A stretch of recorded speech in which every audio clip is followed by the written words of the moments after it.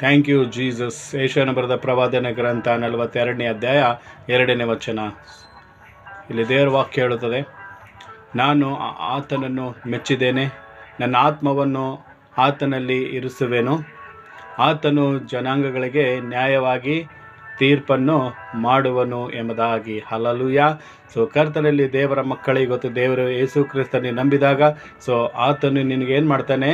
ಮೆಚ್ಚುಗೆ ಮಾಡ್ತಾನೆ. ಹಲ್ಲೆಲೂಯಾ. ಆತನು ನಿಮಗೆ ಮೆಚ್ಚುಗೆ ಮಾಡಿದಾಗ, ಆತ ನಿಮಗೆ ಇಷ್ಟಪಟ್ಟಿದಾಗ ಆತನ ಆತ್ಮವನ್ನು ನಿನ್ನಲ್ಲಿ ಇರಿಸುತ್ತಾನೆ. ಆ ಪವಿತ್ರಾತ್ಮನ ಆತ್ಮ, ಯೇಸು ಕ್ರಿಸ್ತನ ಆತ್ಮ, ಕರ್ತನಲ್ಲಿ ಪ್ರೀತಿಯ ದೇವರ ಮಕ್ಕಳೇ, ಆತನು ಆತ್ಮವನ್ನು ನಿಮ್ಮಲ್ಲಿ ಇರಿಸುತ್ತಾನೆ. ಮತ್ತು ನೀವು ಜನಾಂಗಗಳಿಗೆ ಏನು ಮಾಡ್ತೀರಂತೆ? ನ್ಯಾಯವಾಗಿ ತೀರ್ಪು ಕೊಡುತ್ತೀರಿ ಎಂಬುದಾಗಿ ಗೊತ್ತು. ಯೇಸು ಕ್ರಿಸ್ತನ ಆತ್ಮ ಯಾರಲ್ಲಿದೆಯೋ ಅವ್ರೇನು ಮಾಡ್ತಾರೆ? ನ್ಯಾಯವಾಗಿರ್ತಾರೆ. ಮತ್ತು ಅವರ ಜನಾಂಗಗಳಿಗೆ ಅವ್ರು ಏನು ಮಾಡ್ತಾರೆ? ನ್ಯಾಯವಾಗಿ ತೀರ್ಪನ್ನು ಕೊಡ್ತಾರೆ ಎಂಬುದಾಗಿ ದೇವರ ವಾಕ್ಯ ಹೇಳುತ್ತದೆ.